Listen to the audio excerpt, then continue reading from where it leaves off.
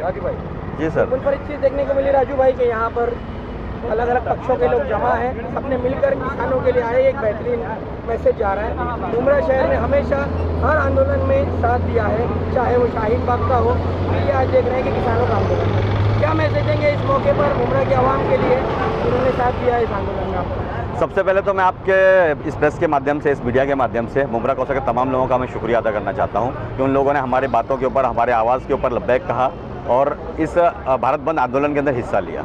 ये किसी पार्टी विशेष का काम नहीं है। तमाम हिंदुस्तान के अंदर तकरीबन 28 पार्टियों ने मिल करके इस बंद का आह्वान किया था। उसके ऊपर हम लोगों ने सबने मिल करके यस कहा है और हम लोगों ने उसको बखूबी अच्छे अपने फ़र्ज़ को निभाते हुए काम करने की कोशिश की है। मैं एक बात और कहूँगा इस सरकार के ख़िलाफ़, ये जो सरकार है हमें कहीं ना कहीं ये नाज़ी की सरकार दिख रही है, हमें हिटलर की सरकार दिख रही है। जिस तरीके से हिटलर ने जर्मनी के अंदर अपनी तानाशाही को पेश करते हुए जर्मनी के 2 टुकड़े कर दिए थे, वो दिन दूर नहीं जिस दिन भारत के कई टुकड़े हो जाएंगे इनकी तानाशाही की वजह से। अगर हमारे भारत को अखंड रखना है और हमारे भारत को अगर उन्नति की तरफ बढ़ाना है तो हमें कहीं ना कहीं इनकलाब को बर्पा पैदा करना पड़ेगा। और मैं ये समझता हूँ मुमरा से अच्छी कोई ज़मीन नहीं जहाँ इनकलाब हमेशा बर्पा पैदा होता है। और मुमरा के जो लोग हैं वो इनकलाबी लोग हैं और हम ये समझते हैं कि जिस तरीके से अंग्रेज़ों के ज़माने में हमारे जो स्वतंत्रता सेनानी थे उन लोगों ने जिस तरीके से रेशमी रुमाल की तहरीक चलाई हो, चाहे डांडी मार्च की तहरीक चलाई हो, चाहे राउंड टेबल कॉन्फ्रेंस चलाया हो, चाहे क्विट इंडिया मूवमेंट चलाया हो, उसी तरीके से इस देश के अंदर इस मोदी सरकार को भगाने के लिए हमें कहीं ना कहीं इनकलाब बर्पा करना पड़ेगा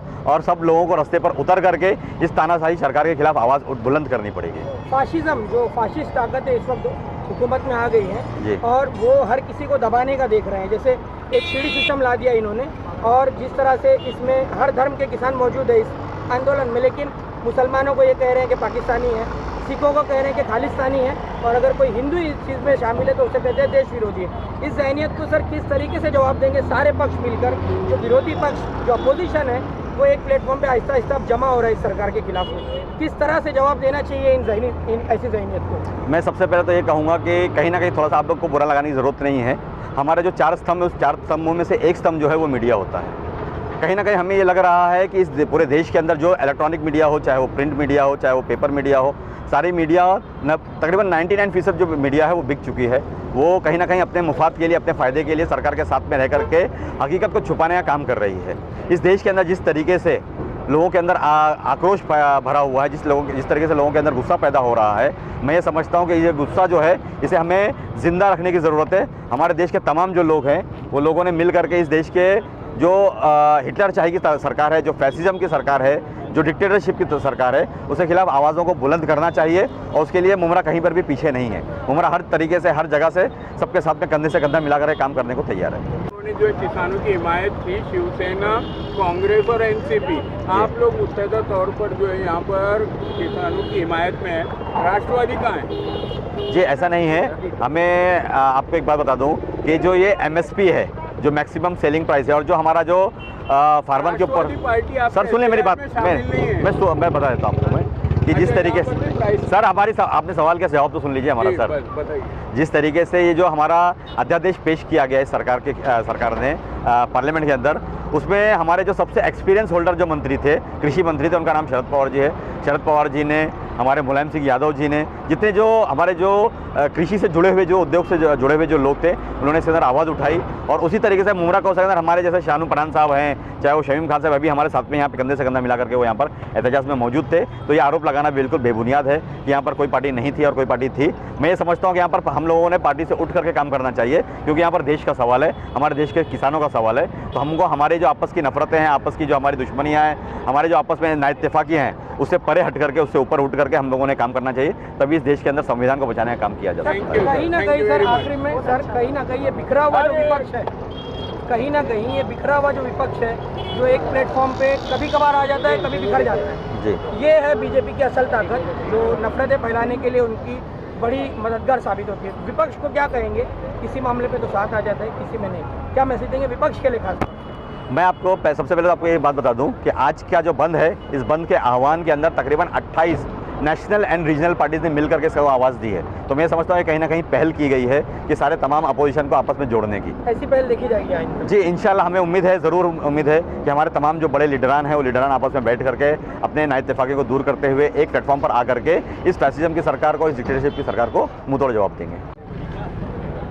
मैडम, जिस तरह से दिल्ली में किसान पूरे परिवार के साथ बैठे हुए हैं और वहाँ पर देख रहे हैं कि इतनी ठंड में भी, पिछली ठंड में संविधान बचाओ तहरीक थी, शाहीन बाग का माहौल था, और इस वक्त किसान बचाओ तहरीक, और हो सकता है अगली बार बेरोजगार भी बढ़ जाए, ऐसे भी सवाल पैदा हो रहे हैं। कुछ लोग जो जिन्हें कहते हैं कि एक अंधभक्ति का शिकार है, वो कहते हैं कि इनमें ज़्यादातर लोग किसान नहीं हैं और किसान की फैमिली के लोग नहीं हैं। एक महिला होने के नाते ऐसे लोगों को क्या जवाब देंगे आप? ऐसे लोगों की ये इनकी गलत फहमी है, ये बस लोगों तक के गलत मैसेज पहुंचाने का कोई काम हो रहा है बस। और इसमें सबसे बड़ा योगदान जो है वो मीडिया का जाता है, जो भी ये गलत मैसेज लोगों में पहुंचाने की कोशिश कर रहे हैं। अगर मीडिया जो है इस पर, जो भी प्रिंट मीडिया है और सोशल मीडिया है, जितने में भी ये है गलत मैसेज पहुंचा रहे हैं, जिसकी वजह से भाई सोशल नेटवर्क वगैरह पे ये दिखाया जा रहा है कि भाई इसमें जो सभी जो है फैमिली है वो किसान नहीं है। किसान आज सड़कों पे आया है और गवर्नमेंट को ये कानून बदलने की ज़रूरत ही नहीं थी ना। जो जैसा चल रहा था उसमें चलने दो ना। जो आपने वादा किया था कि किसानों का कर्ज माफ़ होगा, वो तो आप लोगों ने नहीं किया, और उसके बदले में आप लोग दूसरे नए कानून ला रहे हो, तो इसकी ज़रूरत ही नहीं थी। बूढ़ी महिलाओं पे आरोप लग रहा है कि 100 रुपये में आ जाते हैं आंदोलन के लिए, ऐसे लोगों को क्या कहें? नहीं, ऐसे लोगों को अगर भाई एक बूढ़ी औरत अगर 100 रुपये में अगर रोड पर आके बैठ रही है तो ये चीज़ तो कोई बात ही नहीं है, बस ये सिर्फ इल्ज़ाम लगाने के ही काम है। क्योंकि उनको किसी भी तरह ये दिखाना है कि भाई ये जो है वो कर रहे हैं आंदोलन वो रॉन्ग है। जबकि इसमें एक अगर बूढ़ी औरत घर से निकल के आती है और रास्ते पे आके बैठ रही है तो कहीं ना कहीं बहुत बड़ा इनकलाब आने की आसार दिख रहे हैं। मैं सभी के लिए यही बोलना चाहूँगी, जैसे किसान आज सड़कों पे हैं, बेरोजगार हैं, सभी को एक साथ होने की ज़रूरत है।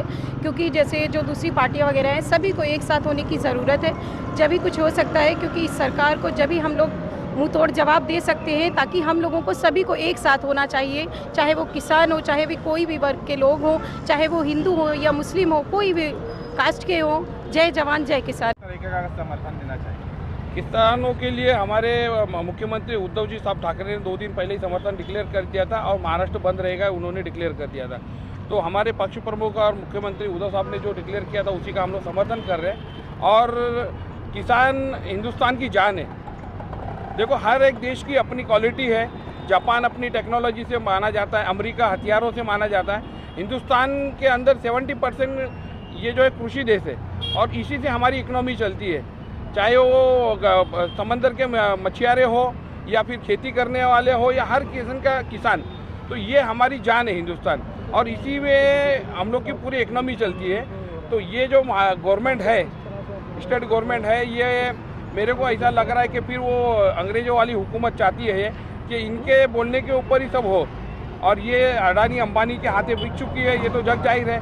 इन्होंने टेलीकॉम सेक्टर के अंदर पूरा इनको दे दिया, पेट्रोलियम पूरा इनको दे दिया।